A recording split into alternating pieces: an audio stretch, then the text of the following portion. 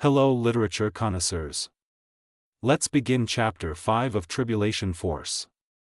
The chapter begins with Buck feeling better that he was not in any danger. He makes a strange rationalization that too many people are involved and they would not be helping him get to New York if they were going to kill him.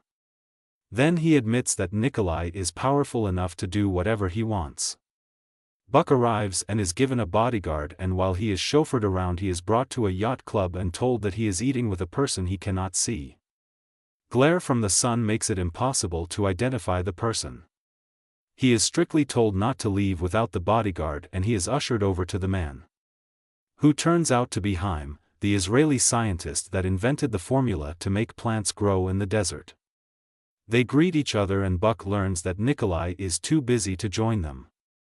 Buck asks about Nicolae visiting Israel, but Haim changes the subject by asking him why he never went to the meeting that he was actually at and no one remembers him there. Buck talks gibberish and eventually Haim gets the hint to change the subject. Their exchange takes another weird toll as Buck suddenly starts calling Haim by his last name. Haim quickly corrects him and tells him to call him Haim, which is what he has been doing all along, so why did he change to the polite formal? Finally we move past the nonsense and Buck asks directly why he was summoned. Haim. Buck notices that Haim is wearing a cheap $20 watch and it seems odd because of how famous Haim is. So this is a lame attempt to make Haim look humble. This leads to Buck questioning Haim on whether he thinks Nicolae is humble. Buck questions Haim about Nicolae giving away his secret formula and Haim says he was happy to do it. This leads Buck to believe Nicolae used his mind control powers on Haim. Buck questions why Haim gave away the formula and Haim said it was to establish peace.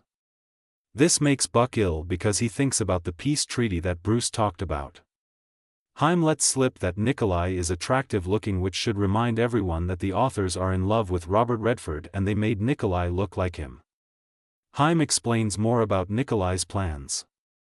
Scene changes to Rayford and he calls home to tell Chloe that he's arriving back earlier than expected. Chloe immediately answers and Rayford knows something is wrong. Chloe goes on a rant about Buck, saying that she went over to his new place and learned that Buck is engaged to the person he is living with. To recap from the last chapter, Buck is forced to go to New York and he is having the last of his belongings sent to his office instead of his new place for some reason. He asked the secretary to deliver them to his place. This same secretary that is supposed to meet her fiancé at the airport. Chloe decided to show up unannounced and now we learn that when she arrived she met the secretary and is jumping to conclusions that Buck is living with her and going to marry her.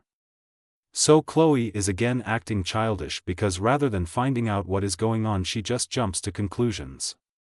Stuff like this is the reason why I feel the authors hate the members of their churches.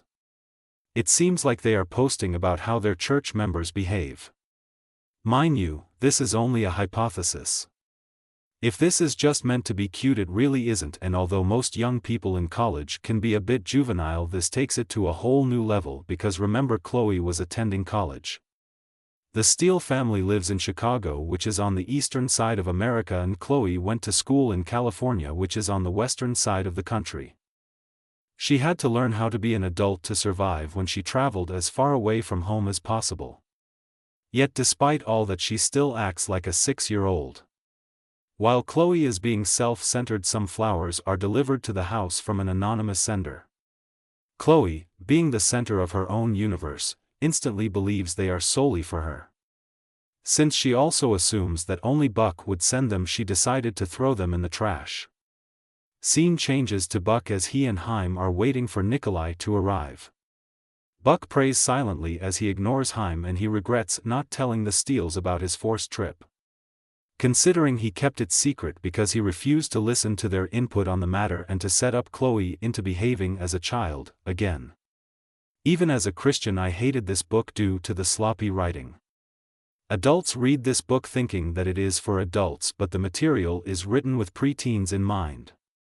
Some young adult novels can be entertaining for adults to read, but not this book. Haim interrupts Buck's thoughts as he asks for his opinion on what he was talking about. A new character is getting introduced here, and we learn about a rabbi that has been studying the prophecies about the Messiah. Rabbi Sion, and I'm sure you can guess where this is leading. Sion is basically like Lee Strobel, and when Sion declares the results of his investigation, I'll be going into great detail on how false his conclusions are and why he is a Lee Strobel imitation. Scene changes to Rayford as he tries to talk to Chloe.